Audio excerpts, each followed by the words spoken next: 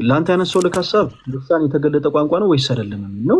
ልሳን የተገለጠ ቋንቋ አይደለም ነው ያልከኝ። ልሳን ያልተገለጠ ቋንቋ ነው ካልከኝ እኔ ቀጣይ ያቀረብኩልህ ሐሳብ ምንድነው? አንድ የመጽሐፍ ቅዱስ ማስረጃ ስጠኝ ነው። ልሳን ያልተገለጠ ቋንቋ እንደሆነ የሚናገር አንድ የመጽሐፍ ቅዱስ ማስረጃ ስጠኝ ያልኩ። የሐዋርያት ሥራ ምዕራፍ 2 ላይ ለሐዋርያት ለመጀመሪያ ጊዜ ልሳን ጸጋ እንደተሰጣቸው መጽሐፍ ቅዱስ ይናገራል። ክፍሉን ሁላችሁም ገልጣችሁ አንብቡት። የሐዋርያት ሥራ ምዕራፍ 2 ከቁጥር 1 ጀምሮ ባለ 50ም በደረሰ ጊዜ ሁሉም ሐዋርያት በአንድ ቦታ ተሰብስበው ሳሉ መንፈስ ቅዱስ በእሳት ላንቃ ልክ እንደ ነበልባል በላያቸው ላይ ወረደ እና ለሁሉም የመንፈስ ቅዱስ ስጦታ ተሰጣቸው። እያንዳንዳቸውም በአዲስ ቋንቋ መናገር ጀመሩ። እንደተሰጣቸው የመንፈስ ቅዱስ ጸጋ ሁሉም በአዲስ ቋንቋ መናገር ጀመሩ ይላል። በአዲስ ቋንቋ መናገር ለምንድን ነው ያስፈለገው? አሁን እዚህ ጋር ነው ትልቁ ፖይንት። ይኸውልህ በኦርቶዶክሳዊት ቤተክርስቲያን እና በፕሮቴስታንቲዝም መካከል ያለው ትልቁ ልዩነት ከዚህ ይጀምራል። የልሳን ጸጋ ለሐዋርያት የተሰጠው ለምንድን ነው ሲባል ራባ ጃራባባ ሃርጋዱላ ማክሬቤቤቤ እያሉ ስቴጅ ላይ ወጥተው ድራማ እንዲሰሩበት አይደለም። ይልቁኑ በዓለም ሁሉ ዞሮ ወንጌልን እንዲሰብኩ ነው። ምን ማለት ነው? ሐዋርያት የገሊላ ሰዎች ናቸው። ስለዚህ ከዚህ ቀደም ተወልደው ካደጉበት ቋንቋ ውጪ አዲስ የሆኑ ቋንቋዎችን መናገር ጀመሩ። የተገለጠ ቋንቋ ምን ለማድረግ ነው ፐርፐዙ?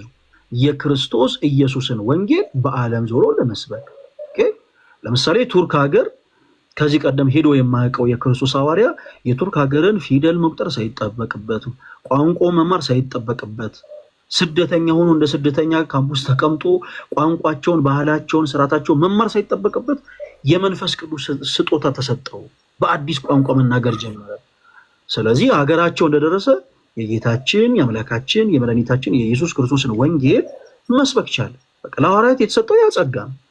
እንደውም እዛው ከቁጥር 5 ጀምሮ ስትመለከቱ በኢየሩሳሌም በጸሎት ይተጉ የነበሩ አይሁዶች በዛ አካባቢ ተሰብስበው ነበረ። በምን አይነት ሞመንት ላይ? ሐዋርያት በአዲስ ቋንቋ መናገር ሲጀምሩ እና የሚናገሩት ንግግር ዝም ብሎ ስድ ንባብ አይደለም። ስድ ንባብ ማለት የቃላት ስብጥር ኖሮት ምንም አይነት ትርጉም የማይሰጥ ሆነ። ለሐዋርያት ግን የተሰጠው ያ ጸጋ የተገለጠ ቋንቋ ነው እና በጸሎት ይተጉ የነበሩ አይሁዶች ከ5 ጀምሮ ስታነቡት እንዴ እነዚህ የገሊላ ሰዎች አይደሉምን ብለው በጣም በመደነቅ እንዲህ ብለው እንደተናገሩ መጽሐፍ ቅዱስ ክፍል ይናገራል። እነዚህ የገሊላ ሰዎች አይደሉምን? እንኪያስ እኛ የተወለድንበት የገዛ ቋንቋችንን እንዴት እንሰማለን አሉ። ለምሳሌ እኔና እናንተ በመንገድ ላይ ወክ እያደረገን አስባችሁታል? አንድ የውጭ ሀገር ዜጋ ሊያውም ነጭ የሆነ ሰው የኛን አማርኛ አቀላጥፎ ሲናገር ማየት በጣም ያስደነግጣል። የኔ ተወዳጆች አይደል? ሌላውን ተውት፣ ግዕዙን፣ ትግረኛውን፣ ኦሮምኛውን፣ ወላይትኛውን ምናምን ተውት። እንደው አማርኛ የሆነውን ቋንቋ እንኳን ለምሳሌ እንደው ሲናገር ብንመለከተው አቀላጥፎ ሲናገር ብትመለከቱ ትደነግጣላችሁ። በመገረም እንዴት ቻለ ትላላችሁ። እና እነዚህ በጸሎት ይተጉ የነበሩ አይሁዶችም ሐዋርያት ከገሊላ ወገን ናቸው እና የገዛ ቋንቋችን እንዴት እንሰማለን ብለው እንደተናገሩ እንመለከታለን። ስለዚህ ለሐዋርያት የልሳን ጸጋ አንድ ጊዜ ነው የተሰጠው። 2 ጊዜ፣ 3 ጊዜ፣ 4 ጊዜ አልተሰጠም። አንድ ጊዜ ያ የመንፈስ ቅዱስ ስጦታ ለሐዋርያት ሲሰጥ የተሰጠው አዲስ ቋንቋን እንዲናገሩ ነው። ዓላማውም ደግሞ የክርስቶስ ኢየሱስን ወንጌል በዓለም ዞሮ እንዲሰብኩ ነው እና የቆሮንቶስ ምዕመናን ጋር ትንሽ ግራ መጋባት ነበረ። ለምሳሌ እዚህ ሶሻል ሚዲያ ላይ አጋጥሟቸው ከሆነ እንግሊዘኛ እናወራለን ብለው ኢዝ ዊዝ ምናምን የሚሉ ሰዎች ሊያጋጥሟቸው ይችላሉ። እንግሊዘኛ አወራን ብለው ያወሩ ሰዎችን ተመልክተው ራሳቸውን አታለው ሰዎችንም ግራ ሲያጋቡ ትመለከታላችሁ። እና የልሳን ጸጋ የተሰጣቸውን ሰዎች የሚመለከቱ የቆሮንቶስ ምዕመናን ጋር ግራ መጋባት ስለነበረ ቅዱስ ጳውሎስ ጥርት አድርጎ ልሳን ምን ማለት እንደሆነ ይነግራቸዋል። በነገራችን ላይ ልሳን አዲስ ቋንቋን የማይሰማ ሰው ካለ እንዲተረጎም መጽሐፍ ቅዱስ ይናገራል። ምን ማለት ነው? እዩ በደንብ አድርጋ አዳምጠኝ። ለምሳሌ በዚሁ ቲክታክ ፕላትፎርም ላይ ኦርቶዶክስ የሆኑ ወንድሞቻችን በኦሮምኛ ቋንቋ ብቻ የክርስቶስ ኢየሱስን ወንጌል ሰብከው ያውቃሉ። በኦሮምኛ ቋንቋ ብቻ እና ላይቭ ሲከፈት የኦሮምኛ ቋንቋ ላይቭ ስትሪም ስለሆነ ሌላ ቋንቋ የሚናገሩ ሰዎች ያው ላይቭን ጆይን እንዲያደርጉ አይከለክላቸውም። ሌላ አማርኛ ቋንቋ የሚናገሩ ሰዎችም ጆይን ያደርጋሉ።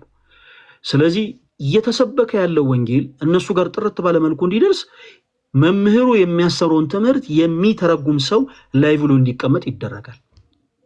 ባጭሩ ያ ሰው በልሳን እያገለገለ ነው በአዲስ ቋንቋ እያስተማረ ነው ለምሳሌ ከአማርኛ ቋንቋ ውጭ በሆነ በኦሮምኛ ቋንቋ ወንጌልን እየሰበከ ኦሮምኛ ቋንቋ መስማት የማይችል ሰው ቢኖር እንዲህ ተረጎ መጽሐፍ ቅዱስ ይናገራል ለምን ለህይወት አይሆነውማ ካልተተረጎመለት ያ ቃል እየተነገረ ያለው ሐሳብ በራሱ ቋንቋ ከተነገረው ግን አዳኝ የሆነው የጌታችን ኢየሱስ ክርስቶስ ቃል እንደሆነ አውቆ ተረድቶ ለነፍሱ ዋጋ ያደርጋል እና በቆሮንቶስ ምዕመናን ጋር ቀደም እንዳልኳችሁ ግራ መጋባት ነበር አሁን ወንድማችን ወደ አነሳው ጥቅስ እንምጣ ቅዱስ ጳውሎስ እዚህ ቆሮንቶስ መልእክቱ ላይ ልሳን የተገለጠ ቋንቋ እንደሆነ ነው የሚናገረው ወይንስ ያልተገለጠ ቋንቋ እንደሆነ ነው የሚናገረው የልሳን ጸጋ ለምንድነው የተሰጠው ብለናል ወንጌልን ለመስበክ ስለዚህ በልሳን የሚናገር ኦኬ ወንጌልን ለመስበክ በልሳን እየተናገረ ያለው ሰው የሚናገረው ለሰው ሳይሆን ለእግዚአብሔር ነው አለ የሚናገረው ለማን ነው ለእግዚአብሔር ነው ሐዋርያት በዓለም ሁሉ ዞረው ወንጌልን ሲሰብኩ የሰበኩት በአዲስ ቋንቋም የተናገሩት ለሰው ብለው ሳይሆን ለእግዚአብሔር ነው ከዛስ እንዲህ ይላል ቅዱስ ጳውሎስ በልሳን የሚናገር ለእግዚአብሔር እንጂ ለሰው አይናገርም የሚያስተውለው የለምና ኦኬ በመንፈስ ግን ምስጢር ይናገራል ካለ በኋላ አሁን እዩ ቁጥር 8 እና 9ን ፕሊስ በደንብ አድርጋ ተመልከቱ እሺ እዚህ ውስጥ ያላችሁ መጽሐፍ ቅዱስ የያዛችሁ ፕሮቴስታንቶች ወንድሞች ካላችሁ በዚህ አጋጣሚ አንደኛ ቆሮንቶስ አሁን ወንድማችን ያወጣው አንደኛ ቆሮንቶስ ምዕራፍ 14 ቁጥር 8 እና 9ን ሁላችሁም ገልጣችሁ ተመልከቱ 8 እና 9 ላይ እንደዚህ ይላል አሁን ለጥያቄያችን መልስ ይሰጠናል ማለት ነው እዩ አሁን ወለም ዘለም የሚባል ነገር የለም ኦኬ በደንብ አድርጋ ተመልከት ደግሞ መለከት አለ ቅዱስ ጳውሎስ ደግሞ መለከት የማይገለጥን ድምጽ ቢሰጥ ለጦርነት ማን ይዘጋጃል በቀደመው ዘመን አገር በጦር ስትከበብ መለከት የተመታ ሰው ሁሉ ለጦርነት እንዲዘጋጅ ይደረግ ነበር እና መለከት የተመታ የተገለጠውን ድምጽ ኦኬ መለከት የራሱ ድምጽ አለው አይደል ያንን የተገለጠውን ድምጽ ባይሰጥ ለጦርነት ማን ይዘጋጃል ካለ በኋላ እንዲሁ እናንተ ደግሞ ይላል እንዲሁ እናንተ ደግሞ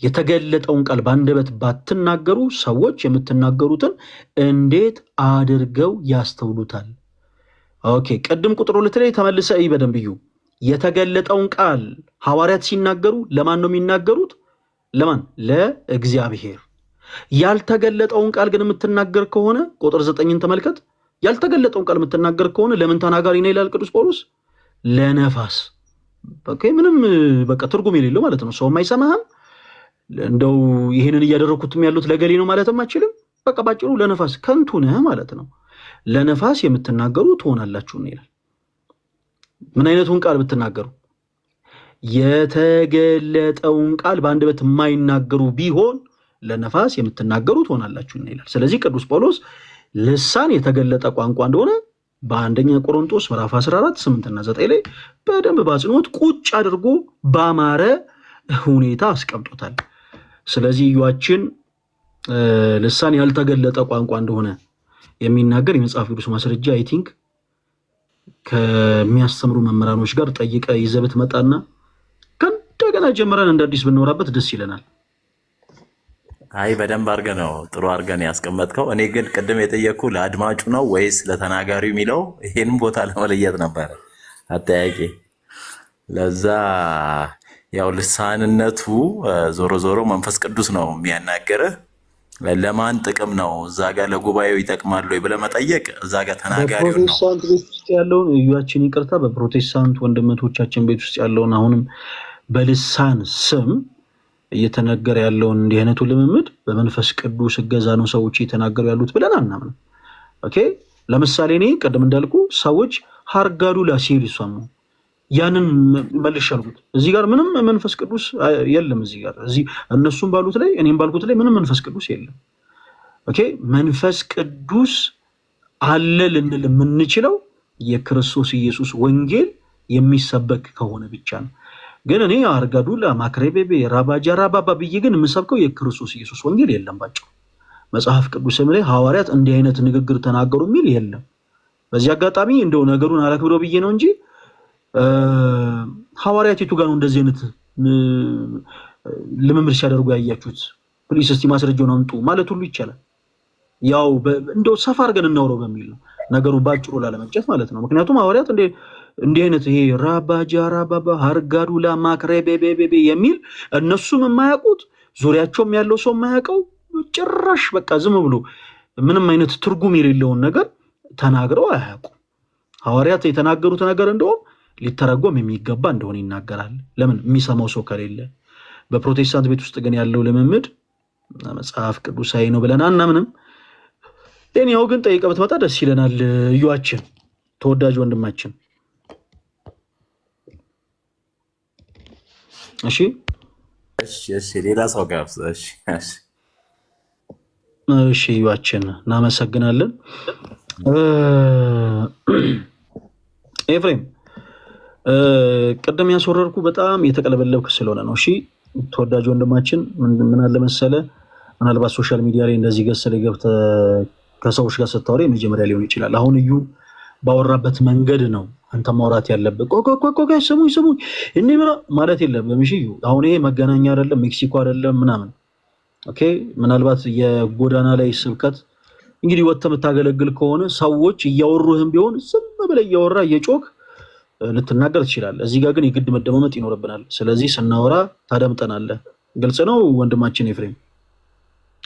ግልጽ ነው። ያው ያለው ትክክልም አለ ትክክል ያልሆነም አለ። አሁን ቅድሚያ የተናገርኩትን ትክክል ነው ብለህ ተቀበል ብዬ አላስገደድኩም። ሙሉ ለሙሉ ኮምፕሊትሊ ትክክል አይደለም ማለት ትችላለህ፣ ግን እንደማመጥ ነው ያልኩ። ልክ የሆነ ጥያቄ ልንጠይቅ ስንል አዳምጥ ምናምን ብለህ እንዳትጮህ። እሺ በጣም ጥሩ። ልሳን የተገለጠ ቋንቋ ነው ወይንስ ያልተገለጠ ቋንቋ ነው ብለህ ነው የምታምነው? አሁን በመጽሐፍ ቅዱስ እንዳየነው የተገለጠ ቋንቋ እንደሆነ አሁን ተረድቻለሁ። ቅድም ያልተገለጠ ቋንቋ ነው ብለህ ለምንድን ነው የተከራከርከን ታዲያ? እኔ አልተከራከርኩም። ከአንተ ጋር የተከራከርኩት ሌላ ርዕስ ነው እንጂ አሁን የተረዳሁት አልክ እኮ። ለራስህ እኮ ራስህ መሰከርክ እኮ። ኤፋ ምን ሆነ ነው ከእንደገና የምትከራከረን? አሁን ልሳን የተገለጠ ቋንቋ እንደሆነ የተረዳሁት አሁን ተረድቻለሁ፣ አሁን ላይ። ከዛ በፊት ግን ልሳን የተገለጠ ቋንቋ እንደሆነ እኮ እያወራህን ማስረጃ እየጠየቅን ነው ስትጮህ ያስወጣን። ችግር የለውም። አሁን ያለው እምነት ነው ወሳኙ። በቀደመው ማንነት ኤፋን አንተን በፍጹም አንወቅስም። እሺ እድልን ስጥ ኤፋ። ቀደም ለዩ የሰጠነውን እድል። ኦርቶዶክስ ቤተክርስቲያን ከመጽሐፍ ቅዱስ ውጭ የምታሰበው ትምህርት አለ ብለህ ታምናለህ? ከመጽሐፍ ቅዱስ ውጭ ትምህርቶች አሉ ብለህ ታምናለህ ኤፋ? በደንብ እንጂ። እሺ የትኞቹ ትምህርቶች? ክርስቶስን አማላጅነትን ይክዳሉ። ማርያም ታማልዳለች ይላሉ። እስቲ ሚካኤልን በል።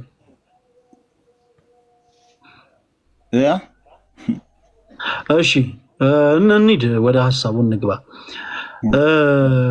ስለ ክርስቶስ ምን ብላ ታስተምራለች ነው ያልከኝ? የተሳሳተው ትምህርት ክርስቶስ ምንድን ነው ብላ ታስተምራለች ኦርቶዶክስ ቤተክርስቲያን? ክርስቶስ ፈራጅ ብቻ ነው እንጂ በስጋ ወራት ያማልድ ነበር፣ ግን ወደ አቡ ካረገ በኋላ አያማልድም ነው የምትለው።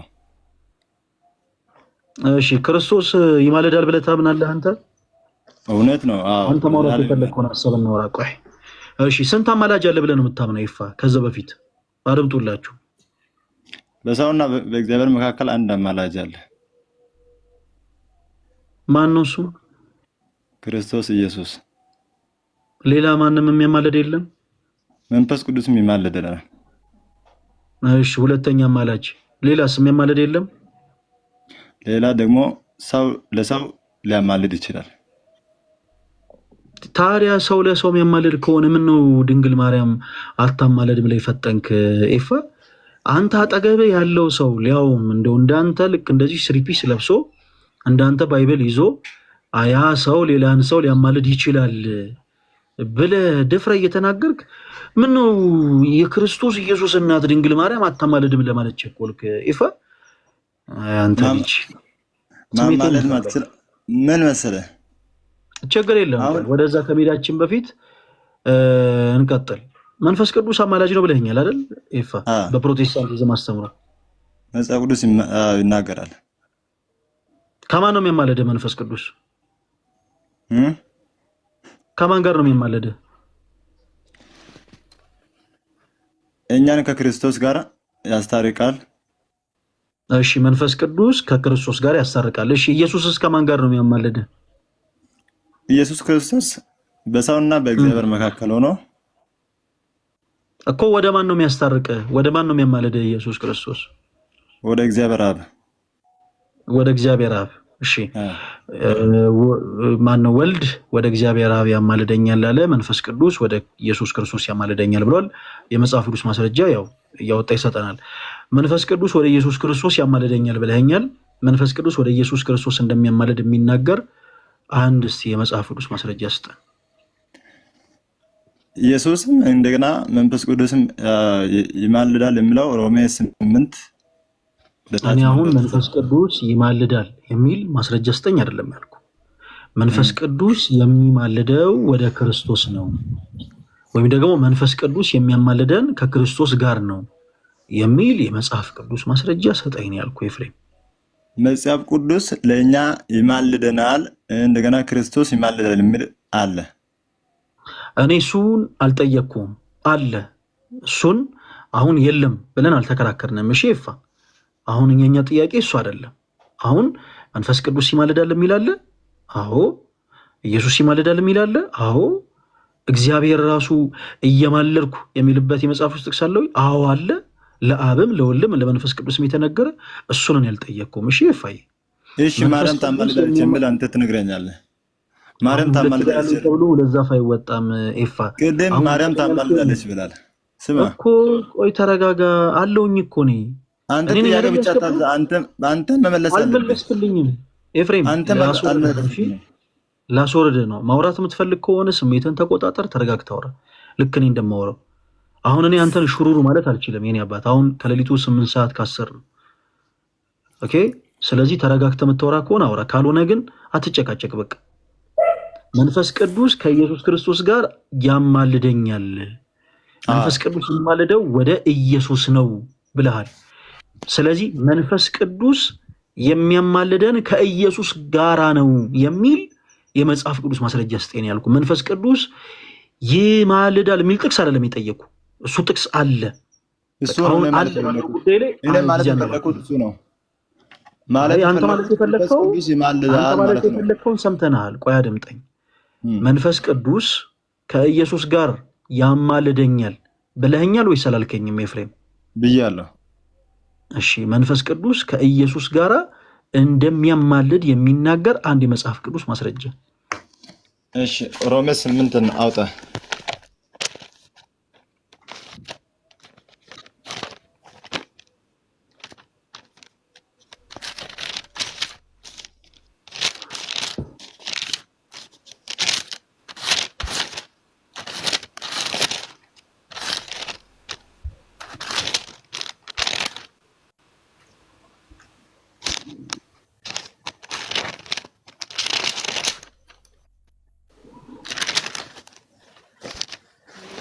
ሮሜ 8:26 ጀምሬ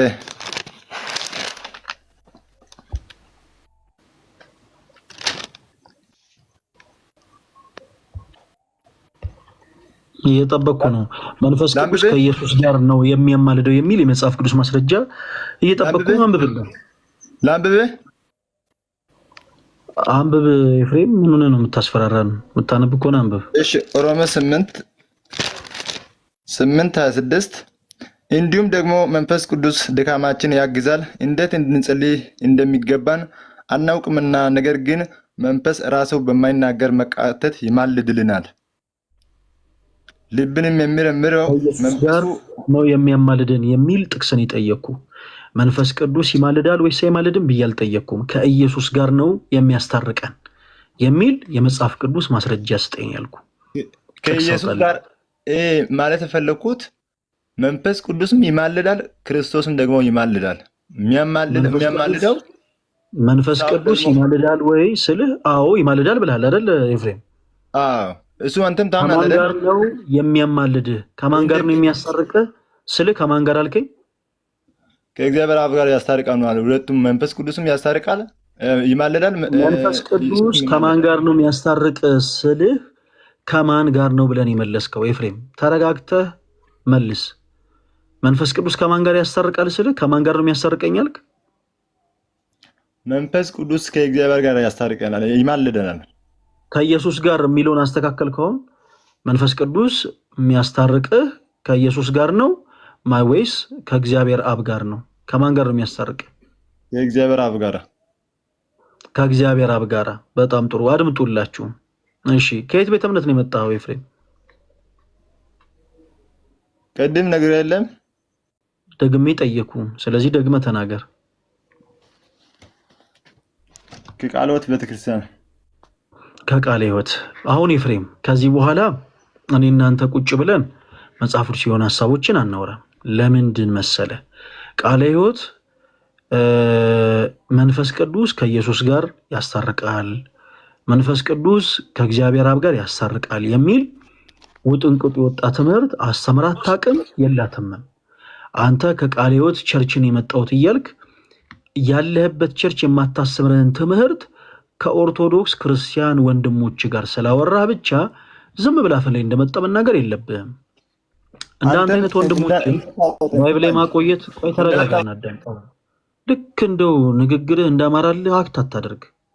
ተረጋጋና አዳምጥ። እሺ እንዳንተ አይነት ወንድሞች ረጅም ሰዓት ላይቭ ላይ ማስቀመጣችን ነው እንደውም ጥፋት የሚሆነው። ምክንያቱም አሁን የቃለ ሕይወት ቸርች አማኝ የሆኑ ሰዎች ልባቸው ያዝናል። ኦኬ እኛ ደግሞ ያ ፍላጎት የለንም። ለምሳሌ አሁን ፕሮቴስታንቶችን የመብሸቅ ዓላማ ቢኖረን አንተ ጥሩ መሳሪያችን ነህ። እዩ ተመልከቱ፣ ይሄው የፕሮቴስታንቶችን አስተምሮ ጉልበሩ ጋይስ ሪከር ምናምን እያለን ድራማ እንሰራ ነበር። ለማብሸቅ አንተ ጥሩ ማቴሪያል ነህ። ግን እኛ ፕሮቴስታንቶችን የማብሸቅ ዓላማ የለንም። የማብሸቅ ዓላማ ሳይሆን ያለን ይልቁኑ በስተት ትምህርቶቻቸው ላይ ጥያቄ ምልክት የመፍጠር ዓላማ ነው ያለን። ጥያቄ ምልክት በአእምሯቸው ላይ ፈጥረን ደግሞ ጠይቀው ተረድተው ወደ እውነተኛው መንገድ እንዲመለሱ ልባቸው የሚናፍቀውን ጌታ ፕሮቴስታንቶች ወንድሞች ልባቸው እውነተኛውን ጌታ ኢየሱስ እንደሚሻ እናምናለን እና ያንን ጌታ እንዲያገኙት ነው የኛ ፍላጎት እንጂ እነሱን የማብሸቅ አይደለም። ስለዚህ እንደ አንተ አይነት ወንድሞችን ምን ማለት ነው? ባጭሩ መጽሐፍ ቅዱስ የመሰረት የሌለውን ሰው ቁጭ አድርገን ጥያቄ መጠየቅ ሞኝነት ነው የኔ አባት።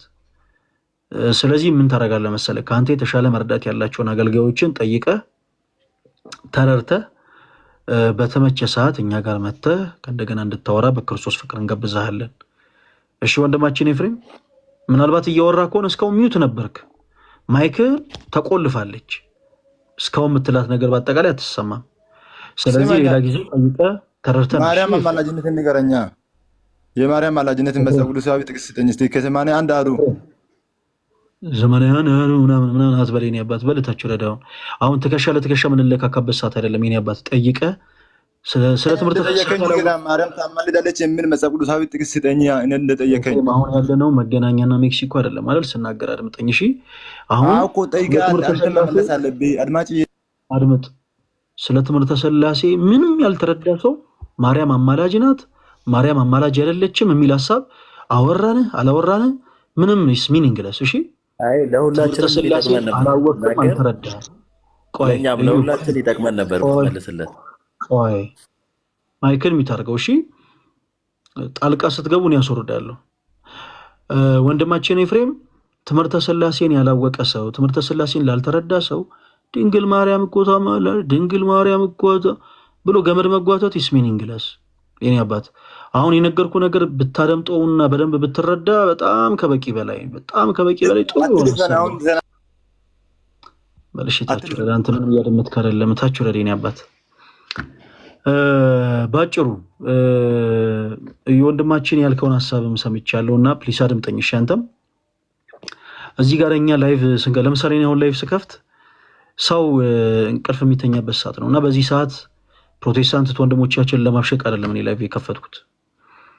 ቀደም እንዳልኩት በፕሮቴስታንት ወንድሞቻችን አይምሮ ላይ ጥያቄ ምልክት ለመፍጠር ነው። ባይዘዌ በጣም ብዙ በሆኑ ፕሮቴስታንት ጀነሬሽኖች ላይ ጥያቄ ምልክት ፈጥረን ሰርቷልም። በጣም ብዙዎች እግዚአብሔር ይመስገን ወደ እውነተኛው መንገድ እየተመለሱ ነው። እንዲህ ስንል ግን ትከሻ ለትከሻ ለመለካካት አይደለም እናንተ የምናስገባው። ለምሳሌ እኛ እንድንማርበት ፕሊስ እሱ ያነሳውን ነገር መልሶ ምናምን ፎር ዋት? እኔ ለምሳሌ ፕሮቴስታንት አይደለሁም። ለምን የፕሮቴስታንቲዝም አስተምሮ እኔ ቁጭ ብዬ እነግርሃለሁ። ለምሳሌ እኔ ኦርቶዶክስ ቤተክርስቲያን አማኝ ነኝ እና የሆነ ነገር ጠይቄ ምንም ነገር ሳይመለስልኝ ሲቀር የሆነ ነገር ሊገራ ስገባ ፕሮቴስታንት የሆነን ሰው አይደለም ቁጭ ብዬ አስተምረኝ የምለው። ምክንያቱም እኔ ፕሮቴስታንት ወንድሞቼ በወዳቸውም ባከብራቸውም ትምህርታቸው ግን ህይወት የሚዘራ ትምህርት ነው ብዬ አላምንም። ይልቁኑ ከመጽሐፍ ቅዱስ ውጭ የሆነ ትምህርት ነው ብዬ አምናለሁ። ስለዚህ ከእነሱ እኔ ጠይቄ ምንም ነገር አልረዳም። ቤተክርስቲያን የሊቃውንት ሀብታም ነች። ወደ እነሱ ጋር ሄጄ እጠይቃለሁ፣ እረዳለሁ። እናንተንም አይምሯችሁ ላይ ጥያቄ ምልክት ፈጥረን የምንልካችሁ ትልቁ ፐርፐዝ ያ ነው። እሺ ግልጽ፣ ያው የኔን ስትራቴጂ ግልጽ አድርጌ ልንገር ብዬ ነው።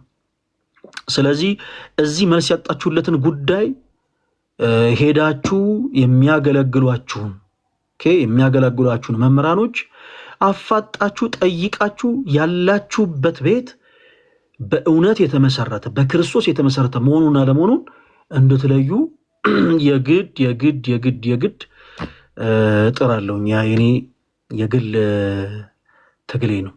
ስለዚህ በዛው የተረዱኝ። እሺ ለሌሎች ሰዎች እድል ስጥ። ራስ የሚል አካውንት ራስ ሙቪ የሚል ይሰማል አይሰማም? ማታወሩ ከሆነ ቶሎ ነው ማስወርደው። እሺ ፍሬው ዘሪሁን የሚል ይሰማል? ይሰማኛል። እሺ ፍሬው ወንድማችን ከየት ቤተ እምነት ነው የመጣው? እሺ ከፕሮቴስታንት ነው፣ ግን ስፔሲፊክሊ ፕሮቴስታንት የትኛው ቤተ እምነት? ከተቻለ ፕሮቴስታንት የትኛው ቤተ እምነት ነው የመጣው? እሱን እኮ ነው ሜንሽን ላለማድረግ ነው። ምናልባት የግድ ሜንሽን ማድረግ አለበት የሚችል እነሱን እንዳልወክል። አይ ለምን? በቤተ እምነት ደረጃ የትኛውም ሰው ማንንም ሊወክል አይችልም። የምትናገረው ትምህርት ግን የቤተ እምነትህ ስለሆነ ያው ቤተ እምነትን መናገር አለብህ። ለምሳሌ አንተ ኦንሊ ጂሰስ እምነት ተከታይ ሆነ አይ ሙሉ ወንጌል ነኝ ብለህ ብታወራ ልንይዝህ እያታለልክ እንደሆነ እያጮረበርክ እንደሆነ ልንይዝ የምንችለው በቤተ እምነት አስተምሮ ነው። እታች ለምሳሌ አሁን ያስወረድነው ወንድማችን ሲቀባጠር እታች የወረደበት ትልቁ ሪዝን ምንድነው? ቤተ እምነቱ እሱ ህብረት አደረገባታለሁ ሚላት ቸርችና እሱ እየተናገረ ያለው ነገር ለየቅል ስለሆነ ማለት ነው። ስለዚህ ቤተ እምነትን መናገር አለብን። አይ ቲንክ ደግሜ መናገር ያለብኝ የሚመስለኝ ፍሬው ቤተ እምነትን ንገረንና ወደ ጉዳያችን ንግባ። ኦኬ በዚህ አይነት ኮንሰፕት ከሆነ እሺ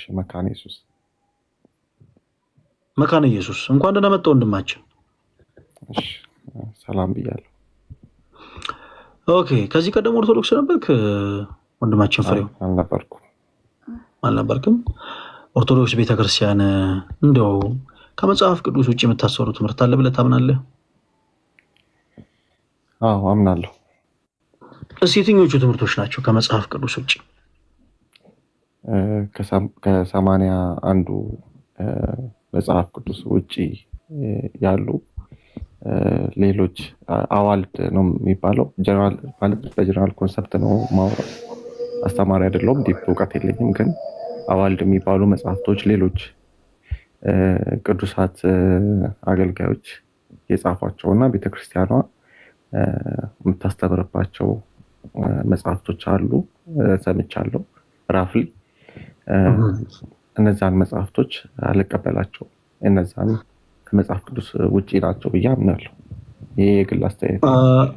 ይቅርታ ፍሬው ጠልቃ ስለገባው በጣም ይቅርታ አድርግልኝ። እነዛ መጽሐፍቶች አትቀበላቸውም። ኦኬ ነግረህናል። ግን እንኳን መጽሐፍቶቹን ቀድሞኑ በቤተክርስቲያኒቱ ዶግማቲክ የሆኑ ትምህርቶችንም ኦልሬዲ አልተቀበልክም። ምን ልልህ ፈልጌ ነው መሰል እንደዚህ ያልኩ። አሁን ያልካቸው አዋልድ መጽሐፍቶች የሃይማኖት ማስተማሪያዎቻችን አይደሉም፣ ማለት የሃይማኖት መመስረቻዎች አይደሉም። የሃይማኖት መመስረቻችን መጽሐፍ ቅዱስ ነው። ምን ማለት ነው? ዶግማቲክ የሆኑ ትምህርቶችን የምንማረው የምናስተምረው በመጽሐፍ ቅዱስ ነው። አዋልድ የምንላቸው መጽሐፍቶች እንደ ስማቸው ልጆች ናቸው። አባታቸው መጽሐፍ ቅዱስን የሚመስሉ የቅዱሳን ገድል የተዘከረባቸው ሊሆን ይችላል። በአጭሩ አዋልድ መጽሐፍቶቻችን የጸሎት፣ የረድኤት፣ የበረከት፣ የቃል ኪዳን፣ የስርዓትም ጭምር መጽሐፍቶቻችን ናቸው። ለምሳሌ በኢትዮጵያ ኦርቶዶክስ ተዋሕዶ ቤተክርስቲያን ውስጥ ራሱን የቻለ ስርዓት አለ። ለአምልኮ በምንገለገልበት ስርዓት፣ የዝማሬ ስርዓት፣ እንዲህ አይነት ስርዓት ነክ የሆኑ ሀሳቦች በአጠቃላይም በመጽሐፍት ደረጃ ሰፍረዋል። ያለባበሳችን፣ እያንዳንዱ ነገር ራሱን የቻለ የስርዓት መጽሐፍት አለ። እነዚህ መጽሐፍቶች አዋልድ ተብለው ቢጠሩም የተለያየ አይነት ፐርፐዝ አላቸው። ቅድም እንዳልኩ የጸሎት፣ የረድኤት፣ የበረከት፣ የስርዓት መጽሐፍቶች ናቸው። አንተ ወደ ስርዓቱ ከመግባት በፊት ወደ ጸሎቱ ከመግባት በፊት በመጀመሪያ አላመንክም ነው አሁን ትልቁ ፖይንት።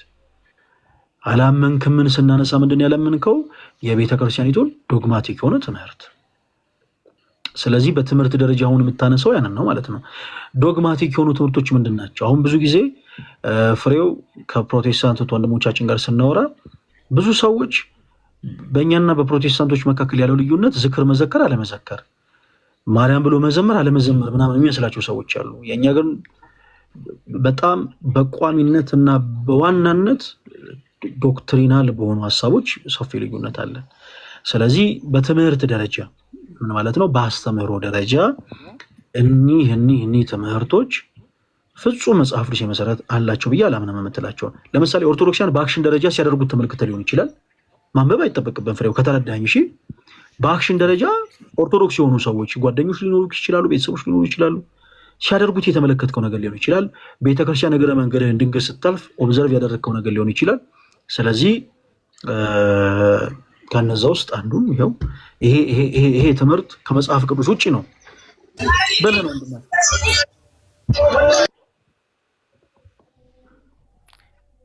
እሺ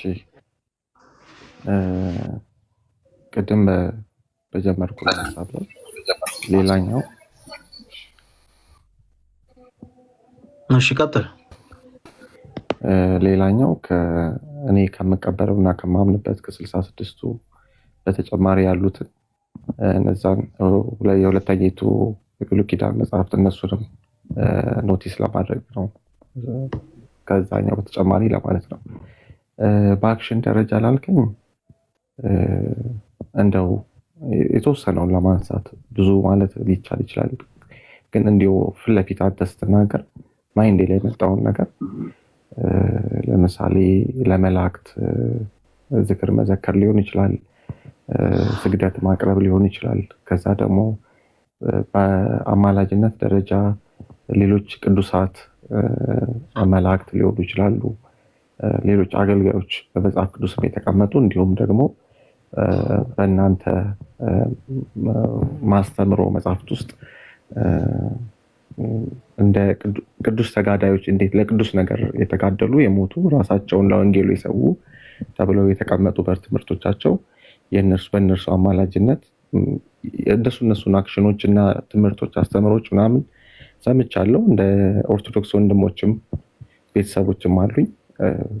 ሩቅ አይደለሁም ለዛ ነገርና እነሱን ነገሮች በጥቂቱ እንደው ስትናገር ማይንዴ ውስጥ የመጣውን ነገር ለመናገር ያክል ነው ያልኩት የጠቀስኩት። እነዛን ነገሮች አልቀበላቸውም፣ እቃወማቸዋለሁ። እሺ ዝክርን አንስታል፣ ስግደትን አንስታል።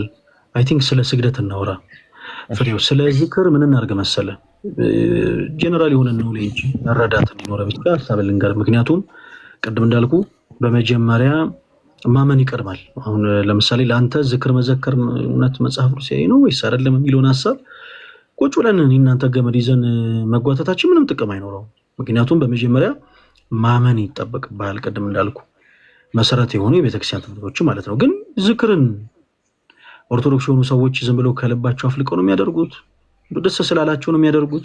ወይስ መጽሐፍ ቅዱስ መሰረት አለው ስንል መጽሐፍ ቅዱስ መሰረት አለው። እሺ ፍሬው መጽሐፍ ቅዱስ መሰረት አለው። መጽሐፍ ቅዱስ ይዛል በእጅ? አይ አልያዝኩም፣ ያው ስልኬ ላይ ነው ያለው። ኦኬ እኔ ላንበበልህ። ዝክር መዘከር መጽሐፍ ቅዱስ መሰረት አለው ወይንስ የለውም የምትሉ እህቶች ወንድሞች፣ በዚህ አጋጣሚ ክርስቲያንም የሆናችሁ እህቶች ወንድሞች በደንብ አድርጋችሁ አረብጡኝ። እሺ ዝክር መጽሐፍ ቅዱስ መሰረት አለው። አንዳንድ ጊዜ ዝክር ሲዘከር ሰዎች እንዲሁ በጭፍን እንዲህ አይነቱ ልምምድ መጽሐፍ ቅዱስ መሰረት የለውም ብለው ይናገራሉ። ዝክር መጽሐፍ ቅዱስ መሰረት አለው። በዚህ በማቴዎስ ወንጌል ምዕራፍ 10 ከቁጥር 40 ጀምሮ ጌታችን ኢየሱስ ክርስቶስ እንደዚህ ይላል፣ እናንተን የሚቀበል እኔን ይቀበላል ይላል። ኦኬ እናንተን የሚቀበል እኔን ይቀበላል፣ እኔንም የሚቀበል ደግሞ የላከኝን ይቀበላል። ከዛስ ነብይን በነብይ ስም የሚቀበል የነብዩን ዋጋ ያገኛል፣ ጻድቅንም ደግሞ በጻድቅ ስም የሚቀበል የጻድቁን ዋጋ ይወስዳል ካለ በኋላ ቁጥር 42 ላይ እንደዚህ ይላል። ፍሬው በደንብ አድርገህ አድምጠኝ። ማንም ከነዚህ ከተናናሾቹ ለአንዱ ስንኳ ቀዝቃዛ ውሃን ብቻ በደቀ መዛሙርቴ ስም የሚያጠጣ እውነት እውነት እላችኋለሁ ዋጋው አይጠፋበትም ይላል። እሺ በእነርሱ ስም በእኔ ስም አይደለም ያለው ጌታችን ኢየሱስ። በእኔ ስም አይደለም ያለው ስንል ግን በጌታችን በአምላካችን በመድኃኒታችን በኢየሱስ ክርስቶስ ስም የተራበን ማብላት የተጠማን ማጠጣት ዋጋ የለውም ግን እያለን አይደለም። እሺ እርሱ ቃል ኪዳን ሰጪ ነው እንደምናውቀው ፍሬው ምንም እዚህ ጋር ድርድር የምናቀርበው ነገር አይደለም። አሁን እዚህ ጋር ያሉት ቅዱሳን ደግሞ ቃል ኪዳን ተቀባዮች ናቸው እና በዚህ ክፍል ላይ ጌታችን ኢየሱስ ክርስቶስ አሁን ብዙ ጊዜ ከፕሮቴስታንት ወንድሞቻችን የሚመጣው ጥያቄ ጌታን ተቀብለሃል ጌታን ተቀብለሻል የሚል ነው አይደለ? እኛ ጌታን ከቅዱሳን ጋር ነው የተቀበልነው። ምክንያቱም ጌታችን ኢየሱስ ራሱ አመስጥሮ ሲናገር ምን ይላል በዚህ ክፍል ላይ? እናንተን የሚቀበል እኔን ይቀበላል ያለው። ጌታ ቅዱስ ብሎ የሾማቸውን ጌታ ጻድቅ ብሎ የሾማቸውን ሳንቀበል አይ እኔ ጌታዬን ብቻ ነው የምቀበለው ብል ከንቱ ልፋት ነው ማለት ነው ባጭሩ። ምክንያቱም የጌታዬ የኢየሱስ ክርስቶስን ማን ነው የጌታዬ የአምላኬ የመድኃኒቴ የኢየሱስ ክርስቶስን ትእዛዝ ባጭሩ ስላፈረስኩኝ ቅዱስ ጳውሎስ ለዛ ነው በሮሜ መልእክቱ ምዕራፍ 13 ከቁጥር 7 ላይ ክብር ለሚገባቸው ሁሉ ክብርን ስጡ ያለው ለዛ እግዚአብሔር ያጸደቃቸውን ማን ይኮንናቸዋል? እነዚህን ቅዱሳን ቅዱስ ሊባሉ የቻሉት በጸጋ ነው። ያንን የጸጋ ቅድስና ያገኙት ከአምላካቸው ከእግዚአብሔር ነው። እና ባጭሩ ወደ ፖይንታችን ስንገባ ጌታችን ኢየሱስ ክርስቶስ እናንተን የሚቀበል እኔን ይቀበላል አለ። በነቢዩ ስም ነቢይን የሚቀበል የነቢዩን ዋጋ ያገኛል፣ ጻድቅንም በጻድቅ ስም የሚቀበል የጻድቁን ዋጋ ያገኛል ካለ በኋላ ማንም ከነዚህ ከታናናሾቹ ለአንዱስ እንኳ በደቀ መዛሙርቴ ስም ቀዝቃዛ ውሃን የሚያጠጣ እውነት እውነት እላችኋለሁ ዋጋው አይጠፋበትም አለ። ምን አይነት ዋጋ ነው? እንዲህ ባለ በጎ ስራ ስንጸና ፍሬው ኦኬ፣ ይሄ በጎ ነገር ነው አይደለ? ፍሬው አብረን እና እንዲህ ባለ በጎ ስራ ስትጸና እንደው ዋጋው አይጠፋበትም ያለው ጌታችን ምንድን ነው? ምን ይመስላል? ኦኬ አሁን እንዲህ ስንናገር ሰርፕራይዝ ልትሆኑ ትችላላችሁ ፕሮቴስታንቶች ወንድሞች። ያ አይጠፋም የተባለው ዋጋ የዘላለም ሕይወት ነው። ይህንን ፈለገ አትናቴዎስ ከልቡ አፍልቆ ነው የተናገረ ያለው አይደለም። አሁን መጽሐፍ ቅዱስን እንግለጥ። ሮሜ ምዕራፍ 2 ቁጥር 7 ላይ ቅዱስ ጳውሎስ እንደዚህ ይላል። ጥቅሱን ያዙ ፕሊስ። የሮሜ መልእክት ምዕራፍ 2 ቁጥር 7 እንዲህ ያለው ስራ ምን አይነት ስራ ነው ብለናል? ምን አይነት ስራ ነው ብለናል? በጎ የሆነ ስራ አይደል? ቅዱስ ጳውሎስ በሮሜ መልእክቱ ምዕራፍ 2 ቁጥር 7 ላይ ምን ይላል መሰለ? በበጎ ስራ በመጽናት ምስጋናን፣ ክብርን፣ የማይጠፋ ሕይወትን ለሚፈልጉ እርሱ ጌታችን ኢየሱስ ክርስቶስ የዘላለም ሕይወትን ይሰጣቸዋል ይላል። ይሲ በበጎ ስራ ለሚጸኑት ከዛስ ከጌታቸው ምስጋናን ለሚሹ ክብርን ለሚሹ ከማን ከጌታ ከኢየሱስ ለሚሹ በምን አይነት ስራ ጸንተው በክርስቶስ አምነው ከዛስ በበጎ ስራ ጸንተው ይህንን ሁሉ ከእርሱ እያሹ ታግሰው ጸንተው ለሚጠብቁት እርሱ ምን ይሰጣቸዋል ይላል ቅዱስ ጳውሎስ? ፍሬው ቃል በቃል የዘላለም ምንን ፍሬው ሕይወትን። ስለዚህ ክርስቲያን ሆነን እኛ በክርስቶስ ኢየሱስ ያመነን እኛ ዝክርን የምንዘክረው ለዛ ነው። አሁን ግን ያላመነን ሰው ሚንስ ለምሳሌ የሌላ ቤተ እምነት ተከታይ የሆነ ሰው ግን ዝክር መዘከር እንዲህ ነው እንዲህ አይደለም ምናምን መባባልም አያስፈልግም። ምክንያቱም በመጀመሪያ መሰረታዊ በሆነው ጉዳይ ላይ እምነታችን ልዩነት ስላለው ማለት ነው። ለምሳሌ ታምር ለምሳሌ ላመነ ሰው የሚደረግ ነው አይደለ? ፍሬው ላመነ ሰው የሚደረግ ጉዳይ ነው። ለምሳሌ ጸበል ውስጥ እንዴት እንደዚህ ሰው ተፈወሰ ልትሉ ትችላላችሁ ብሎ አንድ ፕሮቴስታንት መጠየቅ ሞራል የለውም። ለምን? በመጀመሪያ አላመነም ብለን ስለምናምን። ስለዚህ በመጀመሪያ ስለ ታምሩ ከመውራታችን በፊት የሚቀርበው ነገር መሰረት የሆነ የቤተክርስቲያን ትምህርት ነው። በአጭሩ ስለ ዝክር እንዲያርግ ላንሳው፣ እናንተ ተመልከቱት መጽሐፍ ቅዱስ ክፍሉን። ከዛ በኋላ እንደው ሌላም ጊዜ ማውራት ካለብን እናወራበታለን። ስለ ስግደት ግን እናንሳ። ስግደት ሁሉ አምልኮ ነው ብለህ ታምናለህ ፍሬው? አዎ እያምናለሁ። እሺ ስግደት ሁሉ አምልኮ ነው የሚል የመጽሐፍ ቅዱስ ማስረጃ ስጠን። ቃል በቃል ሳይሆን ሀሳቡን የሚናገር ማለት ነው። ስግደት ሁሉ አምልኮ እንደሆነ የሚናገር የመጽሐፍ ቅዱስ ማስረጃ ምን ላይ እናውጣ? የመጀመሪያውና ዋነኛው ሁሉም ሰው ሊስማማበት የሚችለውና ሕግ ሲሰጥ ከሕጉ የመጀመሪያው የሆነው ሙሴ ህጉን ከሲና ተራራ ላይ ሲቀበል የመጀመሪያው ከተሰጠው ህግ 5ቱ ወደ እግዚአብሔር የሆኑት ህጎች መካከል የመጀመሪያው ለጌታ ለአምላክ ብቻ ስገድ እርሱም ብቻ አምልክ እምትል ናት። ስለዚህ ስግደት ለጌታ ለአምላክ ብቻ እምትለው ለጌታ ለአምላክ ብቻ ስገድ የሚል ጥቅስ ከዘፍጥረት እስከ ዮሐንስ ራዕይ የለም። ለጌታ ለአምላክ ስገድ እርሱን ብቻ አምልክ ተብሎ ግን ተጽፏል። ለአምልክ ለሚለው ቃል ነው ብቻ ገብቶ የተጻፈው። አሁን አንተ እንዳልከው ግን ቃል በቃል ለጌታ ለአምላክ ብቻ ስገድ የሚል ግን ጥቅስ ከዘፍጥረት እስከ ዮሐንስ ራዕይ የለም። አለ ካልክ እጠብቃለሁ። ማስረጃውን ማምጣት ይችላል። እሺ አይደለም የቃላት ግድፈት ሊሆን ይችላል። ግን የመጀመሪያው ሜንሽን የተደረገበት ትልቁ ቦታ እሱ ነው። ህግ ሲቀበል የእስራኤል ወገን ትልቁ እንደ ህግ የተሰጠበት ቦታ ነው። ህግ ሲሰጥ ደግሞ ከኔ በቀር ሌላ አምላክ አይሁንልህ ነው የሚለው። ከኔ በቀር ሌላ አምላክ አይሁንልህ። ይሄኛው አሁን ደግሞ የነሳው ደግሞ ማቴዎስ ላይ ሰይጣን ጌታችን ኢየሱስን ሊፈትነው በመጣ ጊዜ ወድቀ ብትሰግድልኝ ይህን ሁሉ ግዛት እሰጥሃለሁ ብሎ ለጌታ ለኢየሱስ በተናገረ ጊዜ ጌታችን ኢየሱስ ሂድ አንተ ሰይጣን ለጌታ ለአምላክህ ስገድ እርሱን ብቻ አምልክ እንዳለው ደግሞ እንመለከታለን። ልክ ነው። ግን የመጀመሪያ ጌታ ኢየሱስ ሜንሽን ያደረገበት ህጉ ላይ የተጻፈውን ቃል ነው ሜንሽን ያደረገው። ቢኮዝ ጌታ ኢየሱስ ክርስቶስ ወደዚህ ምድር ሲመጣ ዘመኑ የብሉይ ኪዳን ዘመን ስለነበረ ህግን ጠቅሶ ነበረ ለሰይጣን መልስ የሰጠው።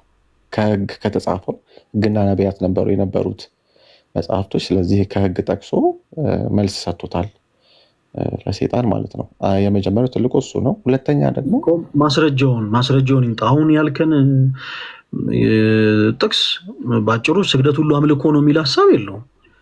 ለምሳሌ ለእግዚአብሔር የአምልኮ ስግደት ይገባዋል፣ ያ ደግሞ ስግደት ለእግዚአብሔር መቅረብ አለበት የሚል ሀሳብ ከሆነ ኦፍኮርስ እንስማማለን። ስግደት ሁሉ ግን አምልኮ ነው የሚል ጥቅስ ግን አይደለም አሁን ያቀረብክልን ሀሳብ ማለት ነው። ስለዚህ በጥቅስ ደረጃ ጥቅሱን እየተጋገዘን እናውጣውና ስግደት ሁሉ አምልኮ ነው የሚል ማስረጃ እናንሳ። ምን ላይ እናውጣ? ሀሳቤን ልጨርስልህና 1 ደቂቃ ስጠኝ። ግን ከሀሳብ በፊት እኮ መቅደም ያለበት የመጽሐፍ ቅዱሱ ጥቅስ ነው ፍሬው አይደል? የተለያየ እምነት ተከታዮች አይደለን። ስለዚህ አንተ ማስረጃ ሳትጠቅስ የምትነግረኝ ነገር በአጠቃላይ ለእኔ ተረት ተረት ነው የሚሆነው። እንደዛ እንዳይሆን ደግሞ ማስረጃ ቢቀድም አሪፍ ነው። ማስረጃን አስቀድመን ከዛ ሀሳብህን ደግሞ ማብራራት ይችላል። እሺ ሶሻል ሚዲያው ላይ በደንብ አውቃለሁ፣ ሃይማኖታዊ አስተምህሮ ላይ እንዳለ አውቃለሁ እና ክፍሉን ብነግርህ ጥቅሱን ታውቀዋለህ ብዬ ነው ማወራው ካንተ ጋር ስለሆነ።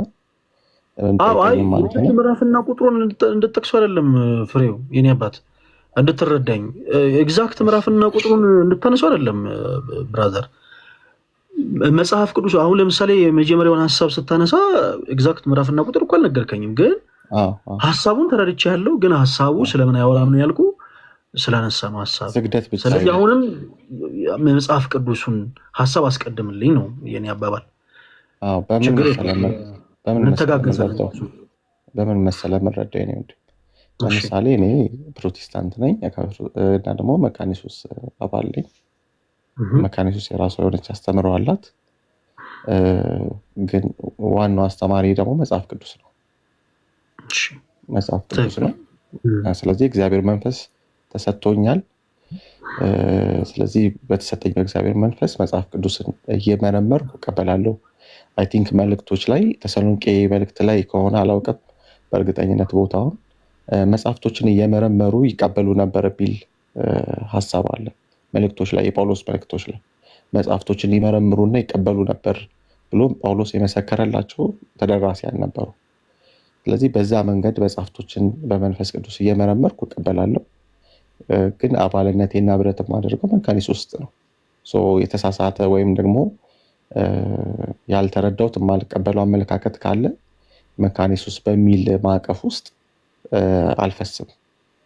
በዛ እኛም እንደዛ እናደርግም።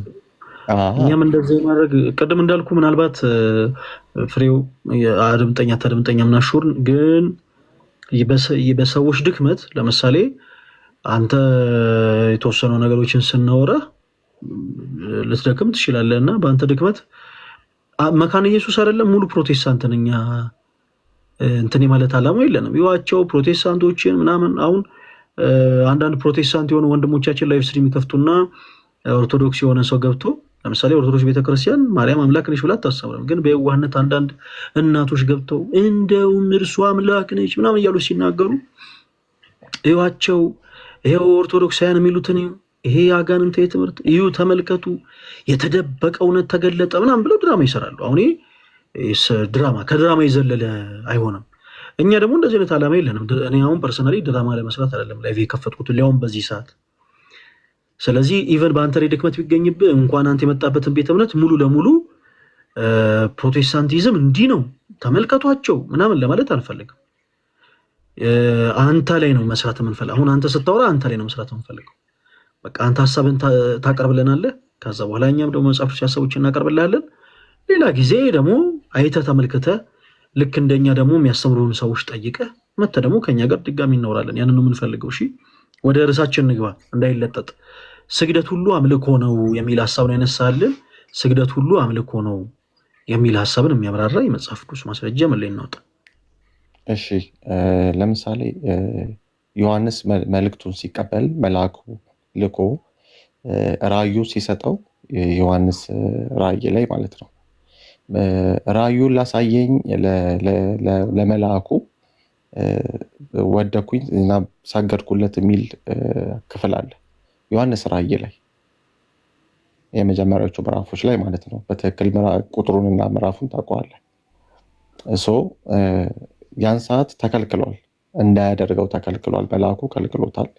ሌሎችም የመጽሐፍ ቅዱስ ክፍሎች ላይ መልእክቶችን ለሰጧቸውና ራእይን ላሳዩቸው መላእክቶች ዳንኤል አንዱ ሌላኛው ምሳሌ ነው። ትንቢተ ዳንኤል ላይ ራእዩን ላመጣለት ለመልአኩ ወድቆ ሲሰግድ መልአኩ ተቃውሞታል። ሊያመልከው እንዳልሆነ 100% አውቃለሁ። ዳንኤል መልአኩን አምልኮ እየሰጠው እንዳልሆነ አውቃለሁ። ዮሐንስም እንደዛው ሊያመልኩ እየሞከሩ ነው አይደለም። ግን ደግሞ የአክብሮት ነው ብዬ አስባለሁ።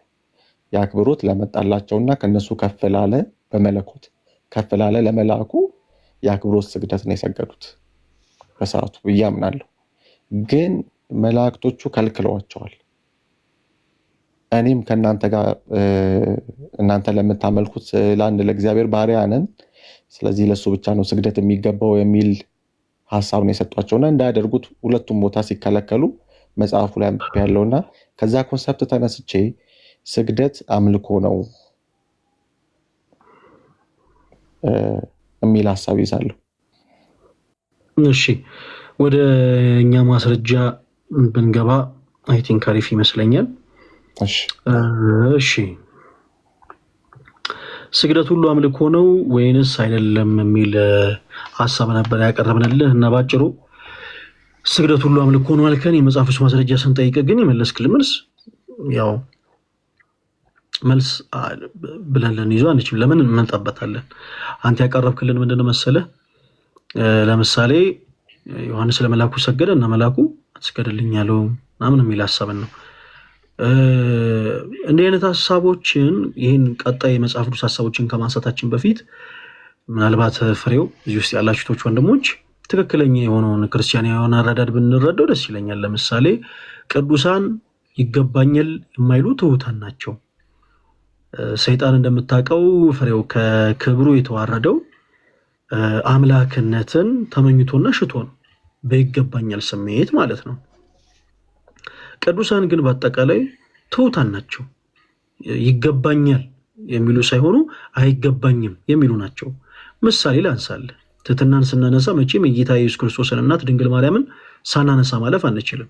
በሉቃስ ወንጌል ምዕራፍ 1 ከቁጥር 29 ጀምሮ ስንመለከት የእግዚአብሔር መልአክ ወደ እርሷ ተልኮ ጸጋን የተመላሽ ደስ ይበልሽ፣ እግዚአብሔር ከአንቺ ጋር ነውና አንቺ ከሴቶች ሁሉ ተለይተሽ የተባረክሽ ነሽ፣ የማኅፀንሽ ፍሬ የተባረከ ነው፣ እያላበሰራት ይህንን ሁሉ ካበሰራት በኋላ አንድ ጥያቄ ነበራት። ቁጥር 34 ላይ ወልድ ስለማላውቅ ይሄ እንዴት ይሆናል አለችው እና መልአኩ መልሶ ቃሏን በቃል አሸነፈ፣ በእውኑ ለእግዚአብሔር የሚሳነው ነገር አለን አላት። መልአኩ መጥቶ ያበሰራት ፍሬው የእግዚአብሔር እናት እንደምትሆን ነው አይደል ፍሬው? መልአኩ መጥቶ ለድንግል ማርያም ያበሰራት የክርስቶስ እናት እንደምትሆን ነው የነገራት ያለው። ከሶስቱ ቅዱስ ለአንዱ ቅዱስ እናት እንደምትሆን፣ ከሶስቱ ቅዱስ አንዱን ቅዱስ እንደምትወልድ ነው እየነገራት ያለው። የአምላክ እናት ሆና ሳለ እርሷ ራሷን እኔ ለእግዚአብሔር እናቱ ነኝና እንደ ቃል ይደረግልኛል አለች። እኔ ለእግዚአብሔር ባሪያው ነኝና እንደ ቃል ይደረግልኛል አለች። እና ይሄ መተናነሱ ትህትናን የሚያጠይቅ ነው። ኦኬ፣ እንድንስማማበት ግን ይህን ሀሳባውን ስናገር ለአንዳንድ ፕሮቴስታንቶች ወንድሞች በፍጹም ነው አይደለም፣ ስግደት ሁሉ አምልኮ ነው በሚል ሀሳብ ላይ ግትር ሊሉ ይችላሉ። ስለዚህ እስኪ መጽሐፍ ቅዱስን ገልጠን እናንብብ። ስግደት ሁሉ አምልኮ ነው ብለኸኛል፣ እንዳትረሳው። መጽሐፈ ሩት ምዕራፍ 2 ቁጥር 10 ላይ ለምሳሌ ሩት ለቦዔዝ በግንባሯ ተደፍታ ሰገደችለት ይላል። ስግደት ሁሉ አምልኮ ነው ብለን ከተነሳን ሩት ቦዔዝን አመለከችው ወይስ አላመለከችውም? ፍሬው እኔ በመጀመሪያ በተነሳውበት መንገድ እንግዲህ አምልኮ ነው። ኦኬ፣ አምልኮ ነው ስትል ግን አንተ ከልብ አፍልቀ መናገር የለብህም ማለት እንዳመለከችው ሰጠን ይገባል። ይቅርታ አድርግልኝ። የተነሳውበት መንገድ በቤተክርስቲያን ውስጥ ያው ስዩመ እግዚአብሔር ናቸው ተብለው ስለሚታሰቡ እነዛ ይመስለኛል ስግደት የሚሰጣቸው። ስለዚህ ሩት ቦዔዝን አመለከችው ወይስ አላመለከችውም? የትኛውን ሀሳብ እንያዝ? ነው ወይ አላመለከችውም። በጣም ጥሩ። እሺ ሌላ ምን እናንሳ እስቲ? ዘፍጥረት ምዕራፍ 23 ከቁጥር 7 ጀምሮ አብርሃም ለሀገሩ ሰዎች ለኬጢ ልጆች ሰገደ ይላል። አብርሃም የኬጢ ልጆች አመለካቸው ወይስ አላመለካቸውም? አላመለካቸውም። አንደኛ ዜና መዋዕል ቀዳማዊ ምዕራፍ 29 ቁጥር 20 ላይ በጸሎት ላይ የነበሩ በጉባኤ ተሰብስበው የነበሩ ህዝቦች ለዳዊት ሰገዱለት ይላል። ዳዊትን አመለኩት ወይስ አላመለኩትም? አላመለኩትም። እንዲህ አይነት ስግደት ምን አይነት ስግደት ነው የምንለው? እሺ አምልኮ ካልሆነ ያክብሮት። ስለዚህ ስግደት ሁሉ አምልኮ ነው ወይስ አይደለም? ፍሬው አምልኮ አይደለም። የኔ አባት እግዚአብሔር ያክብርልን። በደንብ በስፋት እንድትረዳ የሚፈልግ ነው ያንን ነው። እሺ አሁን ብዙ ጊዜ ፕሮቴስታንቶች ወንድሞች፣ የኔ ተወዳጆች፣ ኦርቶዶክስ ቤተክርስቲያን ከመጽሐፍ ቅዱስ ውጭ የምታስተምረው ትምህርት አለ ከሚሏቸው ሰዎች ውስጥ አንዱ ይሄ ነው። ስግደት ሁሉ አምልኮ ነው ብለው ነው ተወዳጅ ወንድማችን ፍሬው ሁሉም በመጀመሪያ ሲመጡ ከኛ ጋር የሚወያዩበት ሀሳብ እና አንተም ስትገባ ቅድም ስናነሳ እንደነበረው ስግደት ሁሉ አምልኮ ነው ብለህን ነበረ። አሁን ግን እግዚአብሔር ይመስገን ያነሳው ሀሳብ ትክክል እንዳልሆነ ተረድተሃል። ያው ስግደት ሁሉ አምልኮ አይደለም። ኦኬ፣ ስለዚህ ለእግዚአብሔር በመንፈስ በትጋት በጸሎት ሆነን የምናቀርበው ስግደት ምን አይነት ስግደት ይባላል? ፍሬው የአምልኮ ስግደት ይባላል። ለቅዱሳን የምናቀርበው ደግሞ ያክብሮት ይባላል። ግን እንዴት ነው የሚለየው ነው? አሁን ኦኬ፣ የአምልኮና ያክብሮት እንዴት ነው የሚለየው? ስግደቱ በአክሽን ነው የሚለያየው ወይስ በምንድን ስንል በምንም አይለያይም። በነገራችን ላይ በተመሳሳይ ሰዓት የአምልኮም የአክብሮትም ስግደት ተሰግዶ እንደሚያውቅ ታውቃለህ ፍሬው? በመጽሐፎች ላይ አላውቅም። ኦኬ፣ ይህንን ጥቅስ ያዘው። አይ ቲንክ መጽሐፍ ቅዱስ ስልክ ላይ ይመስለኛል። በእጅ መጽሐፎች ካለም ግን ይኸው መጽሐፈ ዜና መዋዕል ቀዳማዊ ምዕራፍ 29 ቁጥር 20 ላይ እሺ፣ መጽሐፈ ዜና መዋዕል ቀዳማዊ ምዕራፍ 29 ቁጥር 20 ላይ በጸሎት የተጉ የነበሩ ህዝቦችን ዳዊት እንዲህ ይላቸዋል። ዳዊትም ጉባኤውን ሁሉ አምላካችሁ እግዚአብሔርን ባርኩ አላቸው። ኦኬ፣ ከዛስ ጉባኤም ሁሉ የአባቶቻቸውን አምላክ እግዚአብሔርን ባረኩ፣ አመሰገኑ፣ ራሶቻቸውን ማዘንብለው ለእግዚአብሔርና ለንጉሱ። ለማንና ለማ ፍሬው? ለእግዚአብሔርና ለንጉሱ። ለእግዚአብሔርና ለንጉሱ ሰገዱ። ለእግዚአብሔር ያቀረቡት ስግደት ምን አይነት ስግደት ይባላል? የአምልኮ። ለንጉሱ ዳዊትስ አክብሮት። ይሄን የመጽሐፍ ቅዱስ ክፍል ስትመለከተው ስግደቱ ሁለት አይደለም። ስግደቱን የሰገዱት አንድ ጊዜ ነው ወድቀው የሰገዱት። ግን ለእግዚአብሔር ያቀረቡት ስግደትና ለዴት የቀረቡት ስግደትና አንድ አይነት አይደለም። ያ እንዴት ነው ሊለይ የሚችለው? ሰጋጁ ነው የሚያውቀው። ኦኬ በልባችን አምነን ይሄ ለአምልኮ እግዚአብሔር ብለን የአምልኮ ስግደትን ለእግዚአብሔር ይሄ የአክብሮት ብለን የአክብሮት ስግደትን ደግሞ እንሰግዳለን። እንዲህ አይነት ሀሳቦችን ዲፕ ገብተን እንደው ከምናሰፋቸው ተወዳጅ ወንድማችን አሁንም ስለመሸ አንተም መምህራኖችን ጠይቀ ሌላ ታይም ደግሞ መተን ብታወራበት ደስ ይለኛል። አይ ገብቶናል፣ ተቀብያለሁ። ልትቆይ ነው ማለት ነው? እሺ ይቀጥል። የተነሳውበት ሀሳብ አምልኮ ነው ብዬ የተነሳውበት ሀሳብ ሮንግ ነው፣ ተረድቻለሁ። ስህተት የሆንኩትን ስህተት ነው ብሎ መቀበልም ጥሩ ነው። ኦኬ እሺ፣ ጊዜ ያክብርልን። ያው ግን የሚያሰብሩን ደግሞ መምህራኖችንም ደግሞ ክሮስ ቼክ አድርገህ እንደኛ ጠያቂ ሆነ ልክኛ ሆነ አንተን ስንጠይቅ እንደነበረው ጠያቂ ሆነ ደግሞ በአዲስ ሀሳብ ደግሞ ከእንደገና እኛ ጋር ብትመጣ ደስ ይለናል። ሌሎችንም ሀሳቦች እያነሳ ብናወራ ማለት ነው። ሌላ ሀሳብ ካለ ከሌላ እወጣለሁ። እሺ እናመሰግናለን ፍሬው። ስለመሸ ያው ለወጣ ነው። እሺ አንድ ሰው አስተናግድና እወጣለሁ። እስከዛ ገስ ላይ መሆን ትችላለህ፣ ችግር የለውም። እሺ በቃ ሰላም ደር ቻው። እሺ ማን ነው የሚለው ከስር የማይክ ምልክቱን ቶሎ ቶሎ ማትከፍቱ ከሆነ አስወርዳለሁ። እሺ ሰላም እንዴት ነው? ሰላም እንደምን አለ? ልጀምር ጥያቄ ማንን በል ስምህን? አናውል ይባላል። ኦኬ ሰምቼ አላውቅም። ይገርማል። ምንኛ ነው? እንትን ነው ኦሮምኛ ማልችቹዳ አናውል ማልችቹዳ። አይ እኔ ቋንቋውን አልችልም። ኦኬ ኦሮምኛ ነው ስትለኝ እኮ ነው። እሺ ወንድማችን ከየት ቤተ እምነት ነው የመጣኸው? መጀመሪያ ኦርቶዶክስ ነበርኩ። አሁን እኔ መጀመሪያ ላይ ምንድን ነበርክ ብዬ አልነበረም የጠየቅኩ። ሙስሊም። አሁን ላይ ፕሬዘንት ላይ ያለህበትን ቤተ እምነት። ኦኬ ከእስልምና ነው የመጣኸው? እሺ ወንድማችን እኔ ብዙ እስልምና ላይ ያሉ ወንድምቶቼን እግዚአብሔር በሚያውቀው አስተምሬ አላውቅም እና ሞር ከኔ የተሻለ መረዳት ያላቸውን ወንድሞች ባገናኝ መልካም ይመስለኛል። እስልምና ላይ የሚሰሩ ወንድሞች አሉን እዚህ ቲክቶክ ፕላትፎርም ላይ። ይሁንና ስለ ኦርቶዶክስ አንዳንድ ጥያቄ ልጠይቅ፣ መልስ ካለ። ኦኬ መልስ ነው አይደለም የምትፈልገው? ወንድማችን ነው እኮ ምልን አድምጠኝ። ስለ ኦርቶዶክስ ቤተክርስቲያን ማወቅ የምትፈልግ ከሆነ ሳትቸገር እኔ በቅርበት የማውቃቸውን ምን ማለት ነው የእስልምናንም የኦርቶዶክስ ቤተክርስቲያንን አስተምሮ በንጽጽር በደንብ አድርገው ሊያስተምሩ የሚችሉ ወንድሞችን እንደ ይዋድ እንደ ፎይ እና እንደነ ታላቁ ጅብሪል ያሉ ወንድሞችን አገናኝሃለሁ። ስለዚህ በውስጥ መልእክትን አስቀምጥልኝ። ምክንያቱም ከኔ በተሻለ መልኩ እነሱ ስለሚያብራሩት ማለት ነው። ሁሉን ነገር እናውቃለን አለንም እኛ። ኦኬ ስለዚህ ምን እናደርጋለን መሰለህ? ማወቅ የምትፈልጋቸውን ነገሮች በቀጥታ ከነሱ ጋር ቁጭ ብለህ ከፈለክ ላይቭ ስትሪም ላይ ከፈለክ በስልክ እንድታወራቸው ከነሱ ጋር ኮንታክት እንድታደርግ አደርጋለሁ እና ከነሱ ጋር ታወራለህ። እሺ ጊዜ ያክብርልን። ሰውጣ እንዳዩ መልእክትን አስቀምጥልኝ። እሺ ወንድማችን ነው። እሺ ጊዜ ያክብርልን።